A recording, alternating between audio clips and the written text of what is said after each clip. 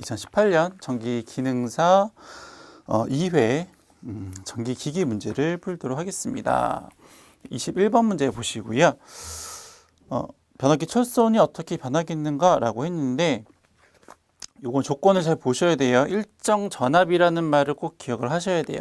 일정 전압이라는 말이 없으면 철소는 주파수와 비례하는 관계가 있거든요. 그래서 일정 전압이라는 말이 없으면 비례해서 풀면 되는데 여기에서는 일정 전압이라는 말이 존재하니까 있으니까 이때의 철소는 반비례하는 관계가 있어서 감소하겠다라고 하는 겁니다. 식이 이제 그렇다라고 하는 거니까. 보통 이제 히스테리시스송 같은 경우에는 이제 주파수에다가 자속 밀도의 1.6배 혹은 2배 정도를 해서 이제 계산을 하게 되거든요. 근데 일정 전압이라는 이제 조건이 들어가면 이제 그 자속 밀도하고 이제 주파수하고 이제 곱해져서 걔가 이제 전압에 대한 값으로 표현이 돼요. 비례하는 값이 되기 때문에 그래서 이제 주파수하고 이제 반비례하는 이제 그런 관계가 나오게 되거든요. 일단은 여기서는 이제 일정 전압이라는 말을 기억하시고 그때의 철소는 주파수와는 반비례한다. 그렇게 보시면 될 것 같아요.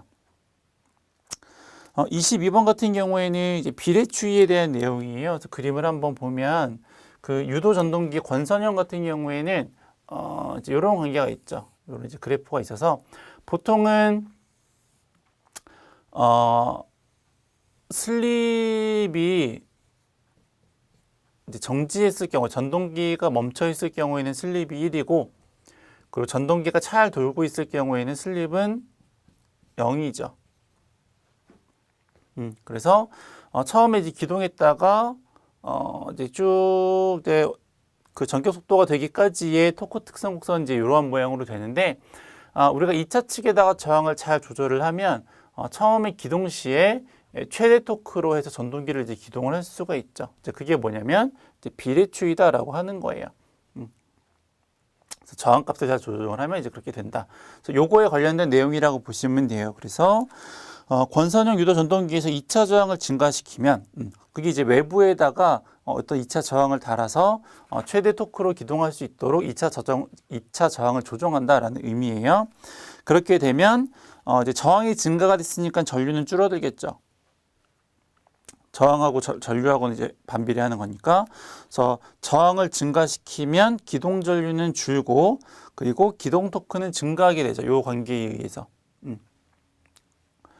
그리고 저항이 커졌으니까 그 대신 역률은 조금 떨어지게 되겠고요.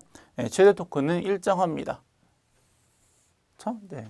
요거에 대한 관계에 대한 이제 문제라고 이제 보시면 되세요.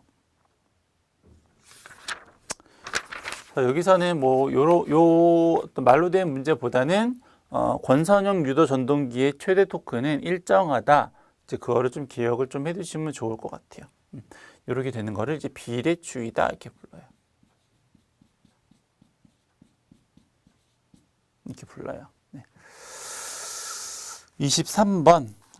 손실 중에서 부하의 변화에 따라서 현저하게 변하는 손실. 손실에는 우리가 크게 두 가지가 있죠. 네. 부하손하고 이제 무부하손이 있는데 무부하손 같은 경우에는 부하와 상관없이 항상 일정한 손실. 예를 들면 철손, 기계손 같은 이제 그런 게 이제 고정손이고 이제 가변손이 있어요. 네. 이제 부하손이라고 하는데 부하의 변화에 따라서 변하는 손실. 이제 가변손이 되겠죠. 그래서 문제는 부하의 변화에 따라서 현저하게 변하는 손실이니까 부하에 관련된 손실을 답으로 하시면 될 것 같고요. 답은 1번입니다. 표유부하손. 24번 분산 기동형 단상 유도 전동기를 역회전시키기 위한 방법이 아닌 것은 거기 기동관선 측에 있는 원심력 스위치는 처음에 기동했을 경우에는 붙어 있다가 얘가 전격 속도가 되면 저절로 떨어지는 그런 스위치라고 보시면 되세요. 그래서 역회전시키기 위한 방법으로 원심력 스위치를 개로하거나 폐로하지는 않죠. 답은 1번이고요. 25번. 그 유도 전동기에 대한 문제가 나왔을 경우 여러분들은 슬립에 대한 공식을 기억을 조금 해두시는 게 좋아요. 그래서 슬립이라고 하는 거는 전격 속도와 회전자계 속도에 대한 어떤 차를 이제 그 슬립이라고 표현을 많이 하는데, 그래서 슬립에 의해서 이제 구하는 여러 가지 값들이 있어요. 예를 들면은 전동기의 속도, 유도 전동기의 속도 어떻게 구하냐면 1- 슬립에다가 회전작의 속도 뭐 이렇게 해서 구하죠. 아니면 뭐 2차 동선. 2차 동선 어떻게 구하냐면 슬립에다가 2차 입력 이렇게 구해요. 유도 전동기 2차 측에 대한 출력은 1- 슬립의 2차 입력. 뭐 이런 식으로 이제 구한다라고 하는 거죠. 그래서 슬립에 대한 여러 가지 그 식들을 기억을 좀 해두시는 게 좋고요. 근데 보통 이제 기능사는 잘 안 나오는데 기사 쪽에서 어떤 이런 유도 전동기 슬립에 관련돼서 나오는 시험 문제 중에 주파수하고 2차 유기기저력에 대한 시험 문제를 내는 경우가 있어요. 그래서 회전 시 2차 측 주파수는 슬립에다가 1차 측 주파수, 회전 시 2차 측 유기기전력은 슬립에다가 2차 유기기전력 뭐 이렇게 해가지고 이제 구하는 뭐 그런 문제들도 있죠. 참고적으로 알고 계시면 될 것 같아요. 그래서 뭐 그래서 이런 이제 식들이 있는데 문제에서 이제 뭘 물어봤냐면 2차 효율의 표기로서 틀린 것은 무엇이냐 이렇게 물어봤어요. 2차 효율은 우리가 이제 그 규약 효율 했을 때 잠깐 이제 얘기가 나왔었는데 효율이라고 하는 것은 이제 입력 분의 이제 출력이죠. 얘가 효율이에요. 그럼 이게 출력하고 입력이 어디 있냐면 얘가 출력이고 얘가 입력은 아니네. 얘가 출력이죠. 얘가 출력. 그럼 식을 한번 써보면 1- 슬립에다가 2차 입력이 출력이에요. 입력은 2차 입력이고. 그럼 이렇게 나눠가지면은 1- 슬립에 대한 값이 나오겠죠. 그래서 이게 유도 전동기에서 그 효율에 대한 식인데 틀린 것을 물어봤어요. 틀린 것을 물어봤는데 일단은 1번은 맞고 2번은 요 관계네요. 그래서 2차 입력을 넘기면 슬립은 2차 입력분의 2차 동선. 그쵸? 그러니까는 요 앞에 표현되어 있는 거랑 관계가 없죠. 그래서 답은 2번이고. 3번은 이제 요거를 그냥 한 거고 출력이 P0고 입력이 P2니까 뭐 이렇게 쓴 거고. 그리고 4번은 어디 갔어요? 요거죠, 요거.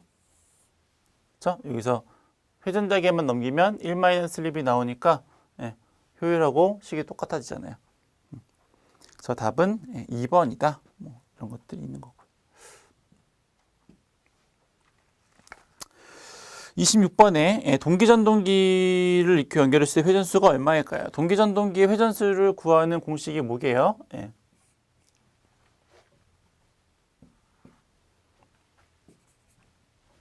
동기전동기의 동기속도를 구하는 공식은 극수의 120의 주파수 F.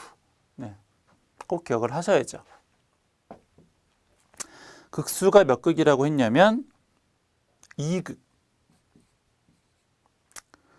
주파수는 60Hz. 뭐 공식만 알면은 바로 대입해서 풀 수 있는 문제죠. 그러면 얼마예요? 262에 66이 36이니까는 3600 rpm. 뭐 이렇게 되는 거죠. 그렇죠? 답은 1번이 되겠고요. 규약 효율 또 나왔네요. 그렇죠? 앞에서는 발전기인지 변압기인지 이제 나왔었고 한 번 더 적어 보자면 효율이라고 하는 것은 뭐라고 그랬어요? 입력에다가 출력이라고 말씀드렸어요. 그렇죠? 근데 전동기는 이제 입력이 중요한 거니까 입력에 대해서 식을 좀 정리해서 다시 한번 써보면 출력이라고 하는 것은 입력이 출력에다가 손실을 더한 거니까 그렇죠? 그러면 출력 어떻게 구할 수 있냐면 입력에서 손실을 빼면 되는 거죠. 그래서 이 출력 대신에 입력에다가 손실을 빼면 이게 전동기에 대한 규약 효율이 되겠다. 이제 뭐 그런 겁니다. 그렇죠? 그래서 답은 3번이 되겠죠. 28번 전기자철심 및 규소 강판의 규소 함유량은 2번이래요. 뭐 이건 그냥 암기를 해야 되는 문제니까 그렇게 암기하시면 될 것 같고요. 29번에 SCR 두 개를 역병렬로 접속한 그림과 같은 기호를 우리가 트라이악이라고 하고요. 트라이악은 양방향성 3단자 소자다. 이렇게 기억을 좀 해두세요. 그림을 보시면 아시겠지만 동그라미가 단자예요. 단자가 3개가 있죠. 그리고 화살표가 양쪽으로 되어 있으니까는 이제 그게 양방향이라는 표시예요. 왼쪽에서 오른쪽으로 혹은 오른쪽에서 왼쪽으로도 도통이 가능하다라고 하는 거고요. 예를 들어서 이런 건 단방향이죠. 그 1번의 SCR 같은 경우에는 그림이 어떻게 생겼냐면 이렇게 생겼어요. 얘가 SCR이에요. SCR에 대한 이제 그림 기호죠. 얘는 보면은 한쪽 방향으로만 도통을 해요. 그래서 이런 거를 이제 우리가 뭐라고 부르냐면 단방향성, 방향은 한쪽이죠. 단방향성 2단자 소자다. 뭐 이렇게 이제 부르는 거죠. 그리고 이제 이번 트라이악은 됐고, GTO는 이러한 GTO는 이런 게 있어요. 단방향성 3단자 소자인데 SCR이라고 하는 거죠. 3번, 아이고, 1번이 SCR 죄송해요. 1번은 그냥 다이오드.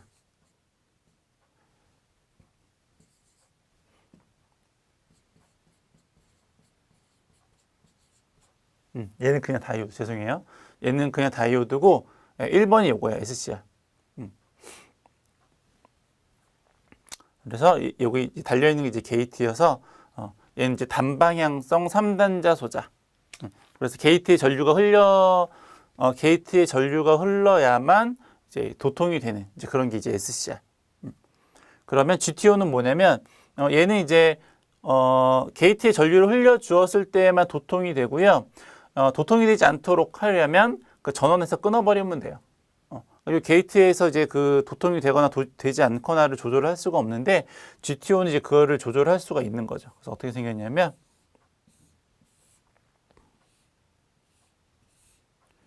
이렇게 생겼어요. 그래서 얘는 게이트 쪽에서 이제 전류를 이제 조정을 해서 도통을 할 수 있게끔 혹은 이제 차단이 될 수 있게끔 만드는 게 얘가 이제 GTO죠. 뭐 이런 거죠.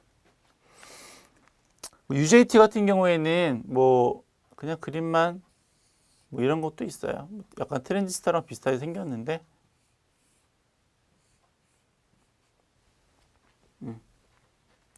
그래서 뭐 이런 이제 여러 가지 기호들이 있다 이렇게 보시면 될 것 같고요. 뭐 요거까지는 안 하셔도 되고 SCR이랑 트라이악 정도는 기억을 좀 해두시면 좋을 것 같아요. 시험 문제 잘 나오니까. 나머지는 그냥 그러려니 하세요. 넘어가시고 30번 매극 매상당 슬로스 앞에서 했었던 것 같은데 총 슬로스에다가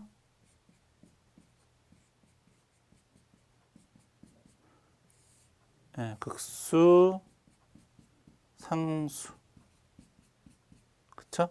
매극 매상당 슬로스 이렇게 되는 거니까 슬로스가 얼마냐면 36개 극수는 6극의 3상이죠 6극의 3상 그렇죠? 그럼 이것도 2겠네요 답은 1번 31번에 전기속도로 회전하는 무브와 분권 발전기라고 나왔습니다. 분권 발전기의 모양이 어떻게 생겼을까요? 분권 발전기는 전기자와 계자가 병렬로 연결된 발전기가 분권 발전기고요. 이쪽이 이제 부하가 달리는데 무부하라고 했으니까는 이제 부하는 생략해서 그리고 여기에 이제 유기기전력이 발생을 하는 거고요. 요거를 이제 우리가 전기자 전류 이쪽으로 흘러 들어가는 것을 계자 전류 얘는 이제 계자 저항이라고 이제 부르죠. 원래 이제 이쪽으로 부하 전류가 흐르게 되는데 얘는 무부하라고 했으니까 얘는 없어요. 그리고 여기에는 전기자 저항이 있겠죠. 뭐 이런 모양이 이제 분권 발전기죠. 계자와 전기자가 병렬로 연결된. 그래서 조건들을 한번 보면 물어보는 건 이제 얘를 물어봤어요. 유도기전력이 얼마일까요? 얘를 물어봤고, 계좌 저항은 60, 얘는 60, 65. 그리고 계좌 전류는 1A, 얘는 1A. 이렇게 됐고, 전기자 저항은 0.5. 그때 얘는 어떻게 구할까요? 뭐 이런 거죠. 유기기전력을 구하는 식은 분권 전동기에서 유기기전력을 구하는 식은 단자전압에다가 여기 이제 단자전압 V가 걸리는 거예요. 단자전압에다가 여기에서 발생하는 전압 강화만큼을 더해 주시면 돼요. 여기서의 전압 강화가 발생할 거 아니에요. 전류하고 저항이 있으니까. 그래서 전기자 저항하고 전기자 전류를 곱한 이게 전압 강화죠.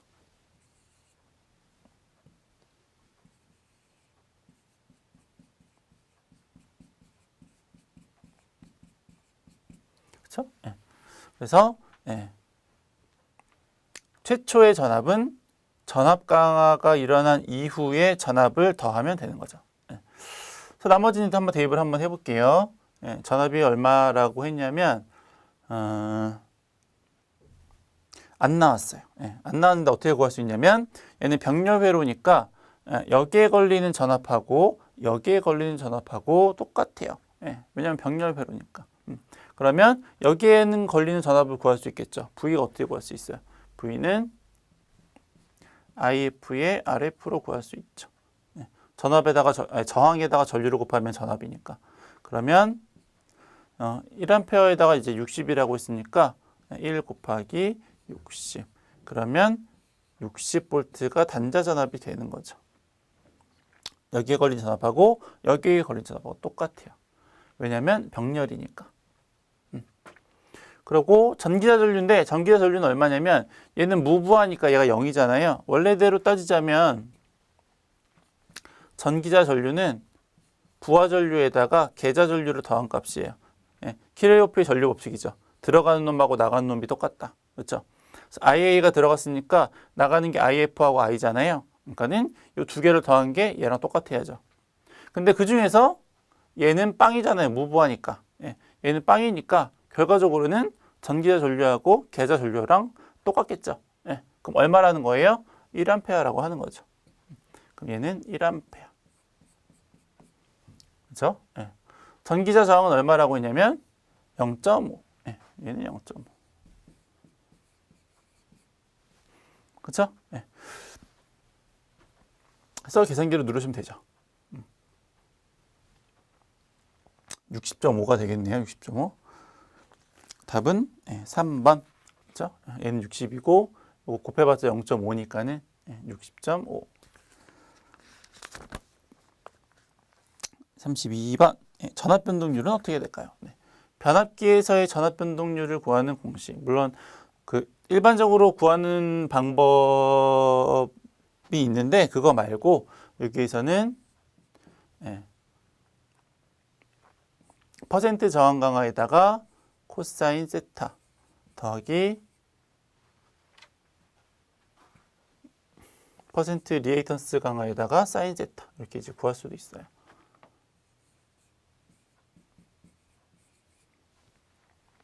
변압기에서만 좀 특별히 나오는 식이에요. 이렇게 막 유도돼가지고 이제 나오는 식인데 그냥 암기를 좀 해두시고 기사에서는 좀 중요한 식이긴 해요. 기능사에서는 잘 나오는 문제는 아닌데 어쨌거나. 그래서 나머지 뭐 대입을 하면 되죠. 뭐 위선은 웬만한 거 다 좋겠죠. 퍼센트 저항 강화가 몇 퍼센트냐면은 3%. 그렇죠? 그리고 리에이턴스 강화는 4%. 역률은 0.8. 얘가 0.8이면 얘는 얼마게요? 0.6. 그래서 계산기를 누르면 4.8이 나온다. 좀 그런 거죠.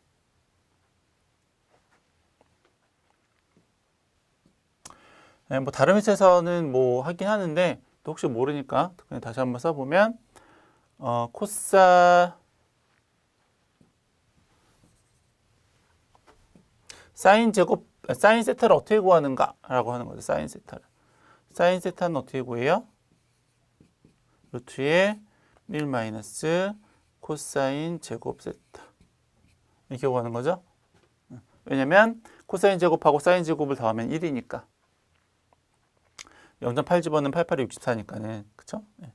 빼면은 0.36이 나오는 거죠.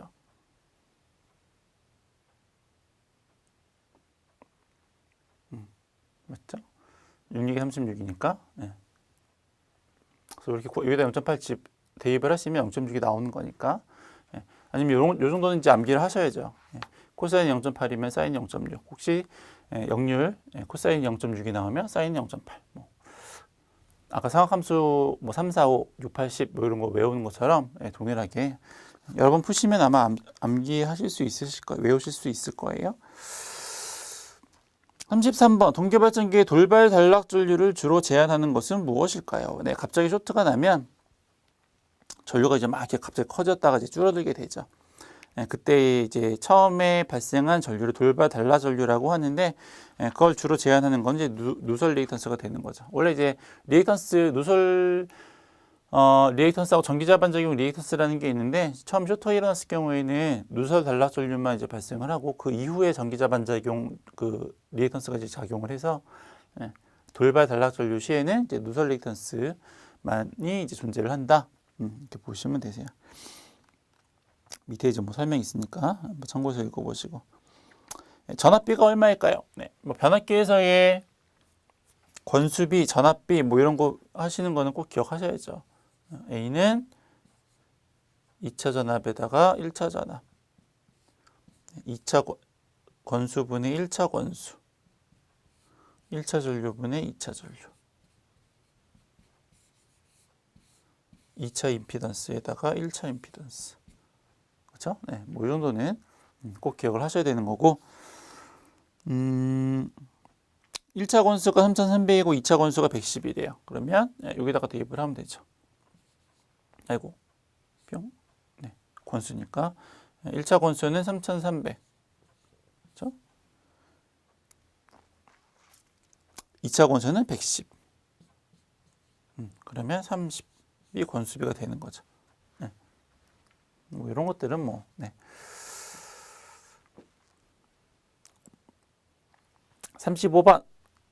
직류발전기에서 고전압을 얻는 건선법은 여기서 직렬건선이라고 했는데 이제 팥건이죠, 팥건. 그 4번의 병렬건선은 중건이라고 보시면 돼요. 그래서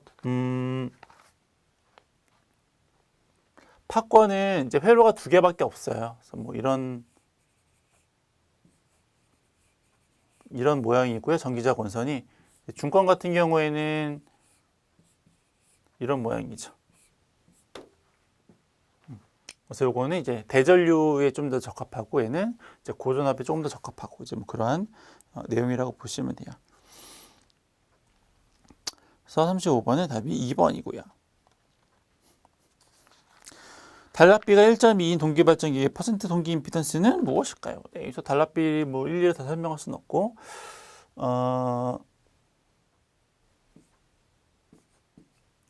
뭘 물어봤죠? 동기 임피던스. 단락비랑 동기 임피던스랑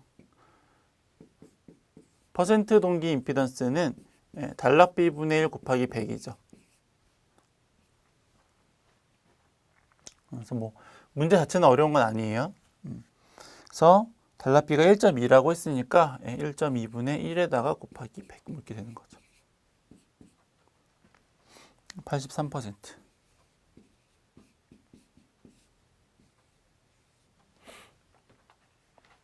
단락비가 커야지 기계가 좀 안정도가 좋아요. 그래서 좀 비싸죠. 그런 것 대한 내용이라고 이제 보시면 되고요. 37번. 최대 전력이 어떻게 될까요? 네, 굉장히 중요한 문제죠. 나중에 기사 이런 데서도 거의 이제 여러 번 반복돼서 나오는 이제 그런 문제니까 기억을 좀 해두시면 부위결선이라는 게 있죠. 부위결선은 뭘까요? 부위결선. 보통 이제 우리가 3상의 출력을 발생을 시키고자 할 때에 변압기를 통해서 3상의 출력을 발생시키고자 할 때에 이제 델타 결선이 이제 Y 결선을 많이 사용을 하죠. 근데 델타 결선하고 Y 결선은 변압기 몇 대 쓰는 거냐면 3대 쓰는 거예요. 그렇죠? Y 결선도 마찬가지죠.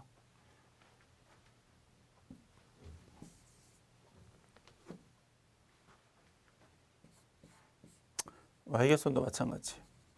변압기 세 대를 써서 3상의 출력을 발생시키고자 하는 이제 결선법인데, 델타 결선 이제 두 대만 가지고 3상의 출력을 발생을 시키는 방법으로, 보통은 이렇게 델타 결선 중에서 한 대가 고장이 났을 때 나머지 두 대로 3상의 출력을 발생시킬 수 있는 방법이 이제 V결선이다 이렇게 보시는 거죠. 특징은 전압하고 전류는 다 똑같고, 상전압, 상전류 뭐 이런 거 다 똑같고요. V결선에서의 출력식만 좀 잘 기억을 좀 해두시면 되죠. 변압기 한 대 용량의 루트 3배다 이렇게 기억을 하시면 되죠. 그래서 뭐 이제 출력비하고 이용률 해가지고 이제 뭐 하는 것도 있긴 한데, 어쨌거나 출력에 대한 식은 기억을 꼭 해두시기 바랍니다. 보통은 이제 그렇게 나와요. 얘는 이제 한 대가 100인 단성벽이 두 대로 V결선을 했다라는 이제 이렇게 이제 문제가 나왔는데, 보통 시험자 어떻게 나오냐면 델타 결선을 했다. 그 중에서 한 대가 고장이 났을 경우에 출력이 얼마인가 이렇게 물어보죠. 똑같은 말이에요. 두 대로 출력을 얼마만큼 낼 수 있는가, 뭐 그거랑 델타에서 하나 고장이 났다. 출력이 얼마냐 이렇게 물어보는 문제랑 똑같아요. 어쨌든 V결선 시에 출력이 얼마냐라고 이제 물어보는 문제이기 때문에. 그때 변압기 한 대 용량이 얼마라고 했냐면 100이라고 했으니까 100 루트 3이죠. 루트 3은 1.73이니까는 뭐 173 정도. 얘는 그냥 나왔네요. 100 루트 3. 100 루트 3. 이렇게 구하는 거죠. 38번. 직류 발전기의 전기자 반작용으로 일어나는 현상은 뭐냐면 기전력이 감소하죠. 감자작용이니까. 그냥 뭐 간단하게 설명하고 넘어가면, 전기자 반작용은 뭐냐면 주자속이 전기자 본선에서 발생하는 자속에 의해서 영향을 받는 거죠.